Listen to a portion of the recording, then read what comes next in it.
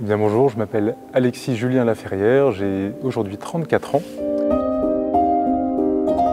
Avant le séminaire, moi j'ai fait des études, j'ai fait une école de commerce qui m'a conduit à un certain nombre d'expériences au cours desquelles j'ai pu approfondir cette question de la vocation qui a commencé à m'habiter à l'âge de 23-24 ans. C'est vraiment une découverte de l'âge adulte. Je ne m'étais jamais posé la question avant le milieu de la vingtaine.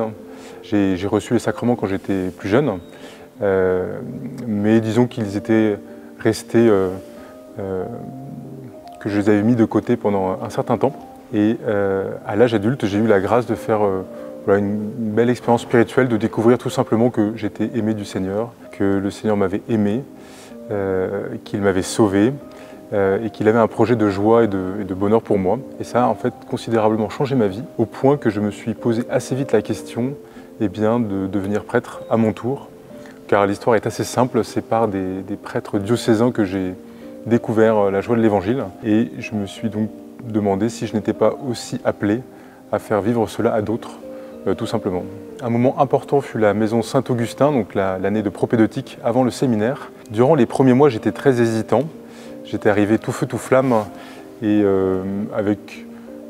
j'avais de gros doutes au bout de quelques mois, jusqu'à faire une expérience assez forte avec des personnes handicapées, puisque lors de cette année, nous sommes envoyés en service auprès de personnes malades et handicapées pendant le mois de janvier. Et là, sans pouvoir vous expliquer vraiment pourquoi, j'ai compris que le Seigneur m'appelait à devenir prêtre. Je me suis dit, au moins pour eux, il faut, le Seigneur m'appelle.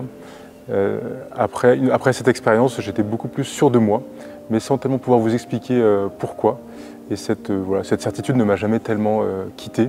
Donc ça a été un moment charnière de ma vocation. Je dirais que je suis très impressionné par la perspective du sacerdoce, très impressionné par la perspective de célébrer la messe, très impressionné par la perspective de confesser.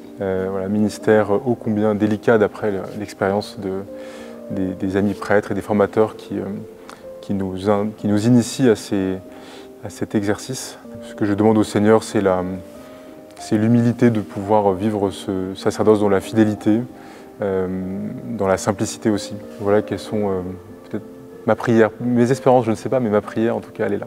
Alors, j'ai choisi la fin du cantique de Zacharie, qui dit ceci: « Pour illuminer ceux qui habitent les ténèbres et l'ombre de la mort, pour conduire nos pas au chemin de la paix. » C'est au début de l'évangile de Luc. Zacharie dit cela de Jésus.